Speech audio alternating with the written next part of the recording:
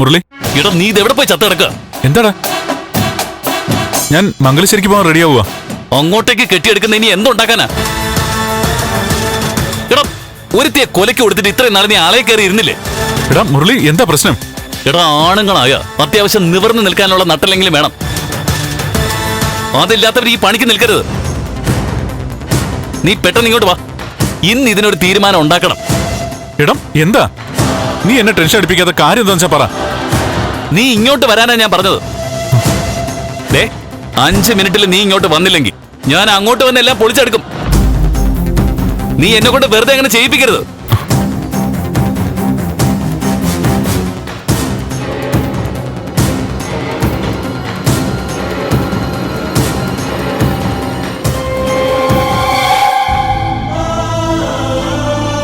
ഈ സമയത്ത് ഇങ്ങനെ വാശി കാണിക്കുന്നത് ശരിയാണോ സിദ്ധു? ഒരപകടം വരുമ്പോ ഏത് വിശ്വാസത്തിൽപ്പെട്ടവരാണെങ്കിലും ഒന്നിക്കണമെന്ന് പ്രസംഗിക്കാറുള്ള ആളല്ലേ സിദ്ധു?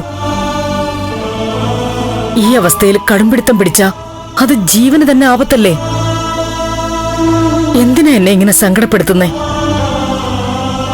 രോഗം ഭേദമായിട്ട് എഴുന്നേറ്റ് നടക്കാറാവുമ്പോ എന്താ ഇഷ്ടമെന്ന് വെച്ചാ അങ്ങനെ ചെയ്തോ. അതുവരെ ഈശ്വരനെ ഓർത്ത് സിദ്ധു കോപ്പറേറ്റ് ചെയ്തേ പറ്റൂ. പ്ലീസ്.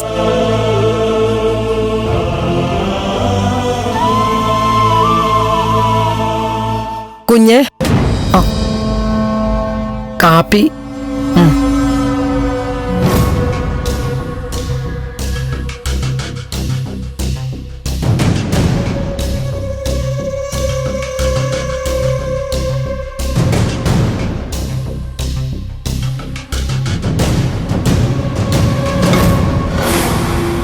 എന്തായി? കുഞ്ഞ് പറഞ്ഞത് ശരിയായിരുന്നു. അവള് പോയില്ലല്ലേ? ഇല്ല.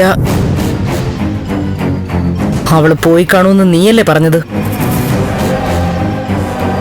അത്രയൊക്കെ ചെയ്ത ഒരല്പം നാണമുണ്ടെങ്കിൽ ആരായാലും ആ നിമിഷം സ്ഥലം വിടും.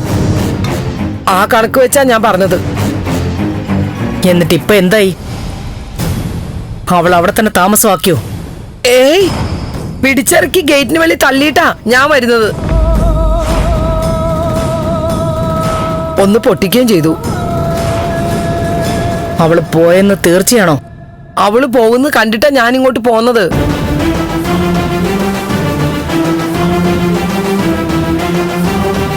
മുരളിയും ഗൗരിയും ഒരുപാട് പാടുപെട്ടു അവളെ വിടാതിരിക്കാൻ.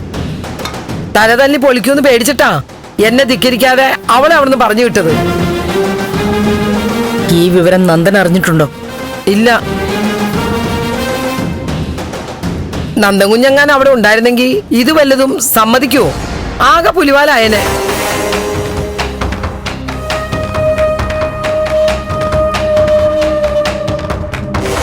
അവളെ പറഞ്ഞു വിടണമെന്ന് പറഞ്ഞാ എനിക്ക് എന്തെങ്കിലും എതിർപ്പ് പറയാൻ പറ്റുമോ?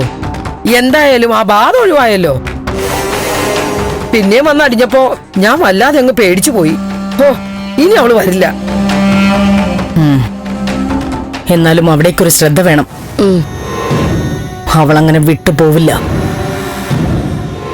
നഷ്ടപ്പെടാൻ നമുക്കേ ഉള്ളൂ. അവൾക്കൊന്നുമില്ല, അത് മറക്കരുത്.